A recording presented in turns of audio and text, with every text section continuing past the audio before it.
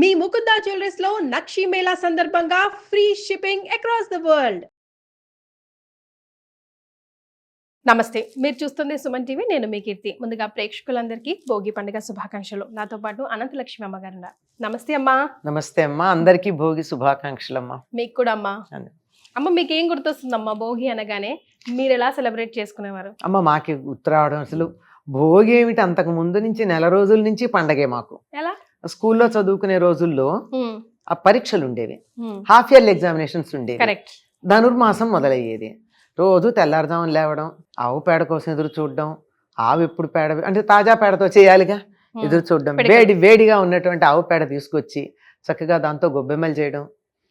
ఆ రాత్రే బ్రహ్మాండంగా ముగ్గులు వేయడం. సాయంకాలం 6:30 అలా ముగ్గు వేయడం మొదలు పెడితే రాత్రి 10, 10:30, 11 అయ్యేది. ఈ మూల నుంచి ఆ మూలకి దాంట్లో గొబ్బెమ్మలు పెట్టడం. ఈ సీజన్ లోనే కదమ్మా ముగ్గులకి ప్రాధాన్యత ఎక్కువ. పెద్ద పెద్ద ముగ్గులు వేస్తాం. చుక్కల ముగ్గులే వేయాలమ్మా.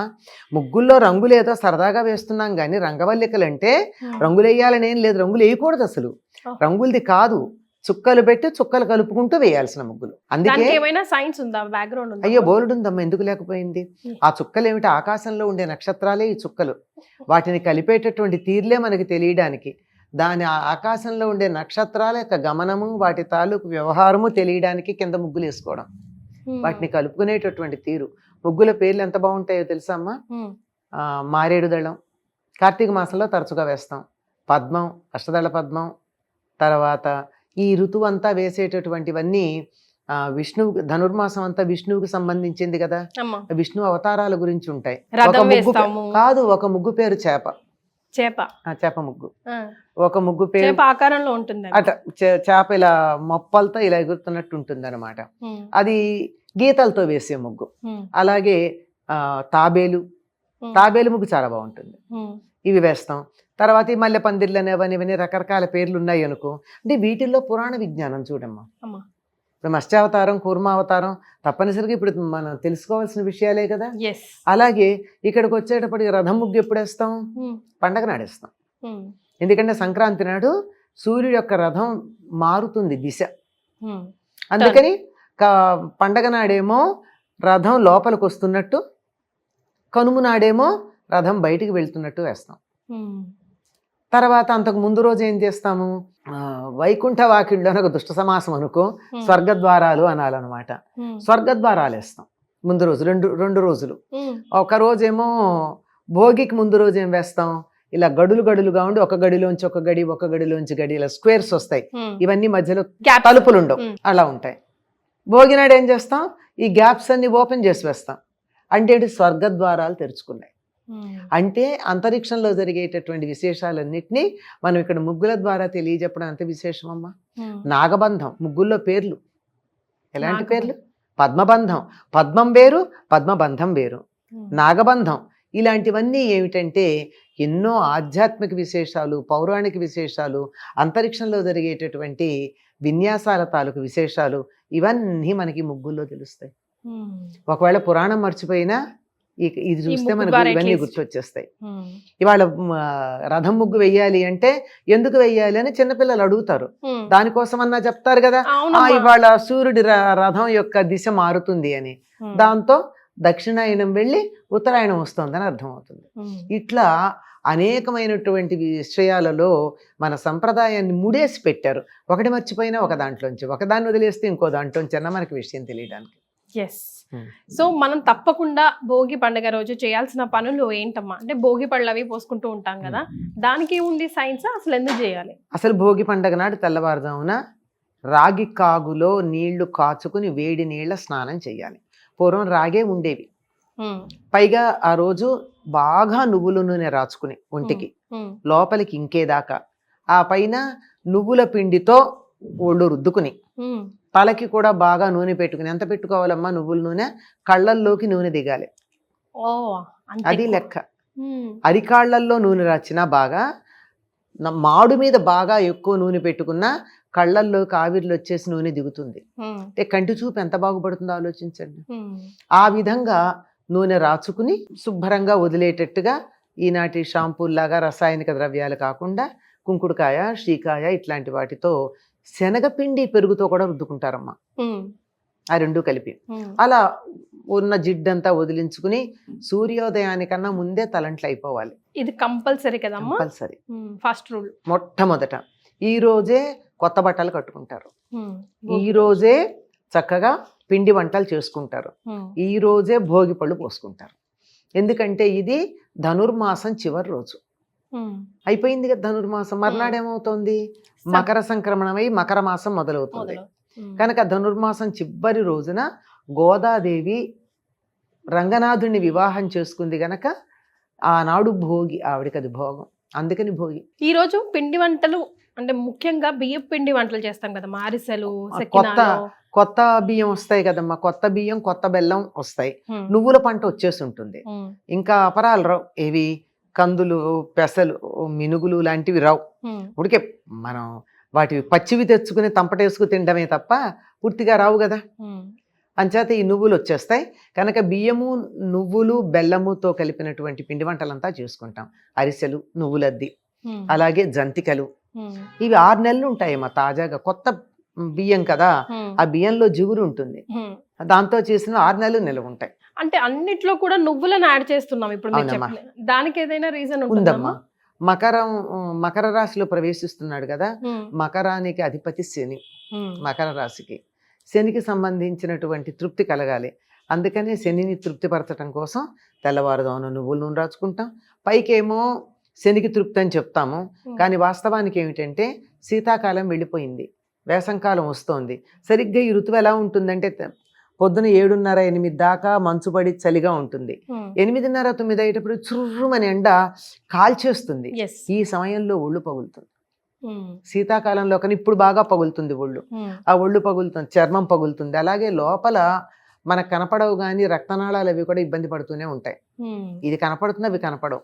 వాటన్నిటికీ ఉపశమనం కలగాలి అంటే నువ్వుల నూనె మర్దనం మించి ఇంకోట్లేదు.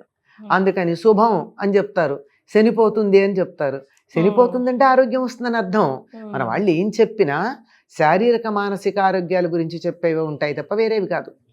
కనుక పైగా తప్పనిసరిగా ఇప్పుడు నువ్వుల పంట కూడా ఇంటికి వస్తుంది. మామూలుగా నువ్వులు నేను నీకు ఇస్తే నువ్వు తీసుకోరు కూడా, శనికి సంబంధించిందని.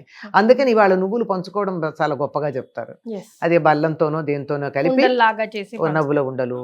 అదే మనకి మహారాష్ట్ర అయితే తప్పనిసరిగా నువ్వులు ఉండలు పంచుతారు. అమ్మ మొత్తం చెప్పిన స్టోరీ వింటుంటే ఈ 3 days కూడా భోగి కానీ, సంక్రాంతి కానీ, కనుమ కానీ, కనుము కానీ తండ్రి కొడుకుల్ని అంటే సూర్యుడిని, శనిశ్చరుని సాటిస్ఫై చేసే దిశగానే మన కార్యక్రమాలన్నీ, మన పండగలన్నీ ఈ 3 days కి సంబంధించి ముఖ్యంగా ఏదో ఉంది అనిపిస్తుంది. అంటే అమ్మా ఉంది అంటే అసలు యముడు, యమున, శని వీళ్ళందరూ సూర్యుడి యొక్క సంతానమే.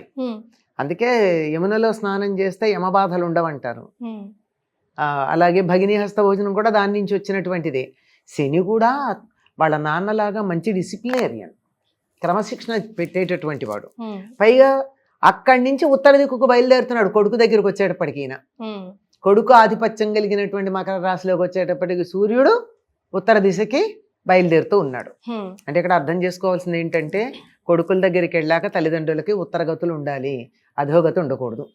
అర్థమైంది కదా, అధోగతి రాకుండా ఉండాలి అని చెప్పి. మరి భోగిపళ్ళకు కూడా చాలా ఒక శాస్త్రీయమైన అంశమే ఉందమ్మా ఇందులో. మనం వేడుకగా ఆర్భాటంగా చేస్తున్నాం కానీ దానిలో ఉన్న రహస్యం మర్చిపోతున్నాం. ఇనప పాత్రలో, కొల పాత్రలు ఉండే పూర్వం అడ్డ, కొంచెం, సోల, ఇప్పుడు అవి లేవు మనకి, అన్నిటినీ కొలుస్తున్నాం కిలోల్లోనే. అప్పుడు పాత్రలు ఉండేవి ధాన్యం కొలవడానికి, అటువంటి పెద్ద ఉండేవి. అడ్డ సాధారణంగా కొంచెం నిండా పట్టలేం కానీ పెద్ద బరువు ఉంటుందని అడ్డ సుమారుగా 5 కిలోలు ఉంటుంది. దాంట్లో రేగిపళ్ళు వేసి, ఈ సీజన్ లో విరివిగా వస్తుంది, రేగిపళ్ళు వేసి రాగి నాణ్యం ఒకటి వేసి కాస్త శనగలో ధాన్యమో పువ్వులో వేసి అవన్నీ కలిపి దిష్టి తీస్తారు. ఇది ప్రధానం. ఇప్పుడు రాగి వెయ్యాలి కానీ రూపాయలు వెయ్యాలని కాదు లెక్క, రాగి ప్రధానం. ఇప్పుడు మనం చిల్లర పైసలు ఏమీ వెయ్యక్కర్లా, మన దగ్గర చిల్లర అంటే రూపాయి నికెల్దే ఉంటుంది. అంచేత రాగి ఉంగరాలు, రాగి చిన్నదేదో ఒక వస్తువు ఇంట్లో ఉంటుంది కదా రాగిది, అటువంటిది ఇనప పాత్రలో వేసి దాంట్లో రేగిపళ్ళు పోస్తే అప్పుడు కలిగేటటువంటి ఒక మంచి విద్యుత్ శక్తి లాంటి శక్తి ఒకటి వస్తుందిట. అది ఒక సంవత్సరం పాటు కలిగినటువంటి దృష్టి దోషాన్ని పోగొడుతుంది. తల చుట్టూతా ఇట్లా తిప్పితే పిల్లలకి పిల్లలంటే తల్లిదండ్రులు బాగున్నంత కాలం వయసుతో సంబంధం లేకుండా పిల్లలే అందరికీ పోస్తారమ్మా. పెద్దలు పెద్దవాళ్ళైన అలా ఏం లేదమ్మా. చంటి పిల్లలకి ప్రధానం, పెద్ద పిల్లలకు కూడా పోస్తారు. అయితే వీళ్ళు రారు, కూర్చోరు, ఇష్టపడరు కనుక వాళ్ళ వెంటపడి కాస్త నక్షత్రాలన్నా వేయించుకోమని వేస్తూ ఉంటారు, కానీ నిజానికి చేయాల్సింది అట్లా. సో ఈ రోజు మనం ఏదైనా మిస్ అవుతున్నామా? ఐ మీన్ ఇప్పుడు వరకైతే మీ జనరేషన్లో, మా జనరేషన్లో, ఇప్పుడు నెక్స్ట్ జనరేషన్లో అసలు తెలియట్లా. అసలు ఆ విలేజ్ అట్మాస్ఫియరే పోయింది. సో పిల్లలు అట్లీస్ట్ ఖచ్చితంగా ఇదైనా చేయండి నాయనా అని చెప్పుకోవడానికి తెల్లారుజామున లెమ్మని చెప్పండి అమ్మ. అదొకటే చాలా కష్టమైనటువంటి పని, అందులో ఈ సీజన్లో అమ్మ. అదే కదా గమ్మత్తు. ఏంటంటే పొద్దెక్కిన కొద్దీ బద్ధకం వస్తుంది. మీరే కావాలంటే గమనించండి, 4:30కి లేచి చూడండి, ఒక్క నిమిషం చలి అనిపిస్తుంది, లేస్తే అసలు తర్వాత ఉండదు. 5ంటికి లేవండి, ఇంకో 10 నిమిషాలు పడుకుందాం అనిపిస్తుంది. 7 గంటలకి లేస్తే లేవాలనే అనిపించదు. ఆ వాతావరణంలో ఉండేటటువంటి మార్పు అటువంటిది కనుక కార్తీక మాసం కానీ ధనుర్మాసం కానీ తెల్లవారుజామున లేవమని చెప్పడంలో ఉద్దేశం ఏమిటంటే వాతావరణానికి మీరు అనుకూలంగా ఎక్లమటైజ్ అంటారు ఆంగ్లంలో.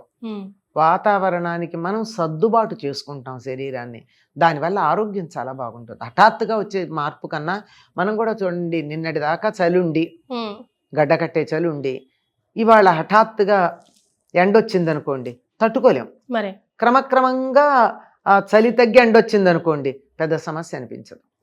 అది చేయాల్సింది, అలవాటు పడడం కోసం చేయాల్సింది. తప్పనిసరిగా పిల్లలకి దృష్టి దోషం పోవడానికి ఇందులో ఇంకో చెప్తాను మీకు విషయం. రేగుపళ్ళేమో సూర్య సంబంధం, ఇనుమేమో శని సంబంధం, వాళ్ళిద్దరు కలవడం ఉంది. రాగి పడదంటారు కదమ్మా. ఎవరు చెప్పారు? తండ్రి కొడుకులో పడదని ఎవరు చెప్పారు? ఏమీ లోకంలో చాలా అనుకుంటారు, వాటిల్లో అలా ఉంటాయి. మళ్ళీనేమో రాగి కూడా సూర్యుడికి సంబంధించినటువంటి లోహంగా చెప్తారు. ఇవి కలిసేటప్పటికల్లా చక్కని విద్యుత్ వస్తుంది. మీరు ఇందాక కూడా అడిగారు, సూర్యుడు శని వీళ్ళిద్దరికీ సంబంధం అంటారు కదా, అదే మరి. అయితే మనం అసలైన విషయం మర్చిపోతున్నాం, భోగి మంటలు. భోగి మంటలు దానికి శాస్త్రీయమైనటువంటి విషయం ఏముందో పెద్దగా మనకి శాస్త్రాల్లో లేదు. భోగి మంటలు వేసుకోవడమే ఉంది.